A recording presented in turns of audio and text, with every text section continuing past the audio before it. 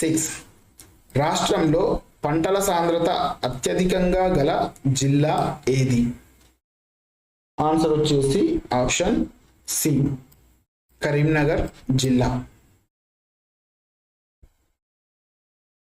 Question number 87 భౌగోళిక విస్తీర్ణం దృష్ట్యా రాష్ట్రం దేశంలో ఎన్నవ స్థానంలో కలదు?